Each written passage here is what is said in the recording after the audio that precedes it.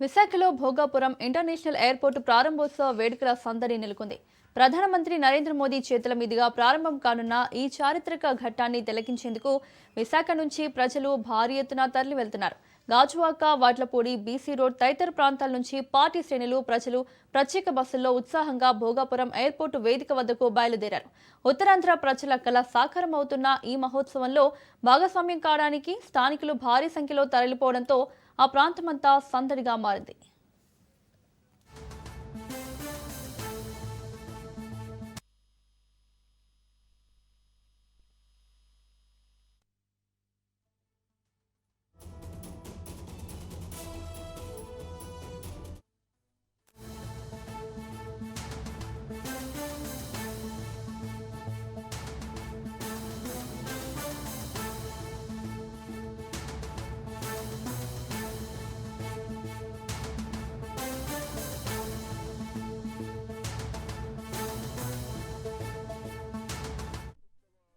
తీర్చిదిద్దే ఒక చారిత్రాత్మకమైన ప్రాజెక్టు అంతర్జాతీయ విమానాశ్రయము మరి ఉత్తరాంధ్ర కీర్తి కిరీటంలో ఒక పరిహారంగా మిగిలిపోతుంది.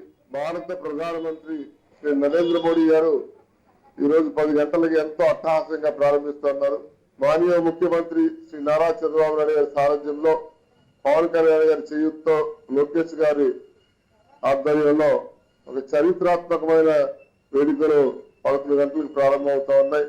దీనివల్ల ఈ రాష్ట్ర భవిష్యత్తు అనేక మార్పులు చెందుతుంది, అనేక అభివృద్ధి వైపు ప్రయాణిస్తుందని చెప్పి సందర్భంగా మనవి చేసుకుంటూ, నిజంగా వైసీపీ నాయకులకు సిగ్గు లజ్జ ఉండాలి.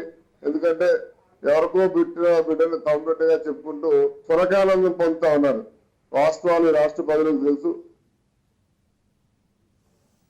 ఏదైతే ఉత్తరాంధ్ర జిల్లా మనహారం అని చెప్పుకోవాలి. ఎందుకంటే ఈవేళ భోగాపురం ఎయిర్పోర్ట్ రావడం వల్ల అనేక ప్రాంతాలు 3 జిల్లాలకు మంచి ప్రతిష్టాత్మక నిలబడడం జరుగుతుంది. కాబట్టి దానిలో భాగంగానే 2015-16 మాసాల్లో నారా చంద్రబాబు నాయుడు శంకుస్థాపన చేసి భూసేకరణ చేసిన తర్వాత అనేక ఒడిదుడుకులతో ఈ రోజు 2026లో ప్రారంభోత్సవం వస్తున్న సందర్భంగా మరి ఈ 2 ఏళ్లలో కూడా మరి మీ ప్రజలందరూ కూడా తెలుసు, లక్షల కోట్ల పెట్టుబడులు వచ్చాయంటే కూటమి ప్రభుత్వం.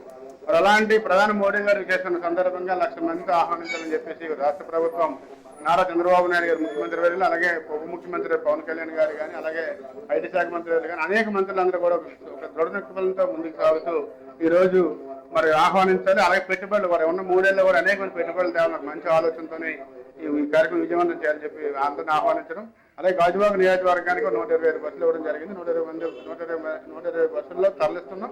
అలాగే ముఖ్యంగా 87 వార్డు ప్రాంతంలో 11 బస్సులు 550 మందిని మరి ఈ రోజు భోగాపురం దూరం కాబట్టి ఇవ్వడం జరిగింది. వైసీపీ నాయకులు ఏ విధంగా మాట తిప్పుతూ వచ్చారు.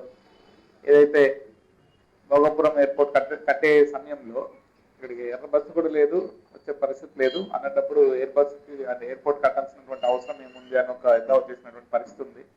ఈ రోజు చూస్తే ఏదో మేమేదో క్రెడిట్ చోరీ చేసామనే విధంగా మాట్లాడేటువంటి పరిస్థితి ఏర్పడింది. భోగాపురం ఎయిర్పోర్ట్ అక్కడ నిర్మించాలి.